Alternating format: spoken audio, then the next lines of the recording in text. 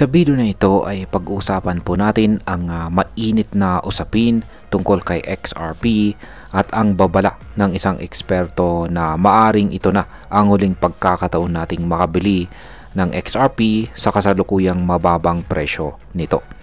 May nililihim daw po kasi si Ripple tungkol sa escrowed XRP. At kapag ito raw ay kanilang isiniwalat or kanilang ibinunyag, bigla raw magbabago ang lahat. Kaya kung ikaw po ay isang holder na XRP o nagbabalak pa lamang bumili, siguraduhin mong panuorin mo at tapusin mo ang video na ito dahil baka ito na nga ang turning point para kay XRP. Pero ayan, bago po tayo magpatuloy ay pakibasa na lamang po muna ang disclaimer dito sa ibaba ng ating screen. Yan, simulan po natin sa kung ano nga ba ang babala ng eksperto tungkol kay XRP. Ayon po sa XRP advocate na si Ginong Eduardo Farina, siya po ang founder ng Alpha Lions Academy, ay may malaking revelasyon daw na paparating mula kay Ripple tungkol sa mga XRP tokens na nakalock sa escrow. Kapag inilabas na raw nila ito, mawawala na ang pagkakataon ng mga retail investors kagaya natin na makabili sa presyong nasa $2 na price range.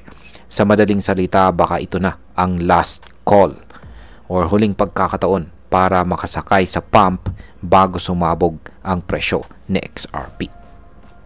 Para po kay Ginoong Farina, ang kasalukuyang presyo ni XRP ay parang clearance sale na lang. Kapag inilantad na ni Ripple ang kanilang itinatagong impormasyon, posibleng magkaroon po ng FOMO o fear of missing out sa market. Kapag nangyari ito, mag-uunahan po ang mga investors at saka institution na bumili kay XRP at tataas na ang presyo nito ng tuluyan. Ngayon ay ano nga ba ang meron sa escrow ng XRP? Alam naman natin lahat na si Ripple ay may hawak pa ring higit 37 billion na XRP at ito po ay nakalock sa escrow. Ang escrow na ito ay parang piggy bank na may schedule ng buwanang release or monthly release. Transparent ito at makikita po sa XRP ledger. Kaya akala ng karamihan ay wala ng sikreto dito. Pero ayon po kay Ginoong Farina, hindi lahat ay nakikita sa blockchain. Sinasabi niya na may mga kasunduan daw sa likod ng mga pinto. Pwedeng may non-disclosure agreements na nilagdaan at may posibilidad daw na may kasunduan na sa pagitan ng Ripple at mga institutions gaya po ng US Treasury at saka IMF. Kung totoo man ito, malaking game changer ito, hindi lang para kay XRP kundi para sa buong crypto market. Ngayon is ito po yung pinakamalaking tanong. Totoo nga ba talaga na may tinatago itong si Ripple? Habang wala pa tayong konkretong ebidensya, malakas po ang paniniwala ni Ginoong Farina na may hidden truth tungkol sa escrow. Ayon sa kanya, kahit transparent po ang blockchain, hindi nito kayang i-record ang mga off-chain agreements o legal contracts. Kaya ang posibleng pagbubunyag ni Ripple ay hindi lang tungkol sa technology kundi sa papel na gagampanan ni XRP sa mundo ng financial or finance. Isipin mo kung totoo nga na ginagamit na si XRP bilang collateral sa mga stable coins o bilang bahagi ng national crypto reserves. Kapag lumabas ang impormasyong ito, malamang na ang presyo ni XRP ay hindi na natin muling makikita pa sa $2 o kahit sa $5 na price level. Magiging mahal na po siya at baka maging pambansang asset pa or national asset. Ngayon ay ano naman po ang koneksyon ng mga regulatory moves ni Ripple? Ayan, Ripple's regulatory moves add fuel to speculation. Hindi rin natin pwedeng baliwalain ang mga hakbang ni Ripple para maging bahagi ng traditional system. Gusto po nilang makakuha ng US National Bank Charter at magkaroon po ng access sa Federal Reserve Master Account. Ibig pong sabihin ay gusto nilang maging legit na bahagi po ng financial system sa Amerika. Para po sa mga tulad ni Farina, ito ay indikasyon na si Ripple ay nagpuposisyon na po siya para sa mas malaking papel sa hinaharap. Baka nga ginagamit na ang escrowed XRP para suportahan ang liquidity ng mga gobyerno o mga bangko. Hindi pa ito kumpirmado, pero kung totoo man, hindi na tayo dapat magulat kapag isang araw ay biglang lumipad ang presyo ni XRP. Paano kung totoo nga ang lahat ng ito? Kung mangyari man ang sinasabi ni Ginong Farina at kung biglang ipahayag ni Ripple ang involvement ng mga institution sa kanilang escrow strategy, tiyak na magkakaroon po ng panic buying. Marami ang magmamadali na bumili kay XRP dahil gusto nilang mauna bago pa ito tumaas ng sobra. Dito na po papasok ang sinasabi ni Ginoong Farina na final deadline. Kapag umabot na tayo sa punto na isiniwalat na ni Ripple ang kanilang sikreto, hindi na po tayo makakakita ng ganitong murang presyo.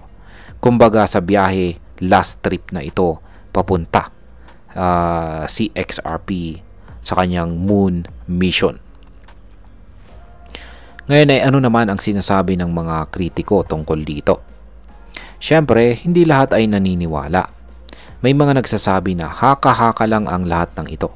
Wala naman daw ebidensya na nagpapatunay na may kasunduan si Ripple sa gobyerno o sa IMF.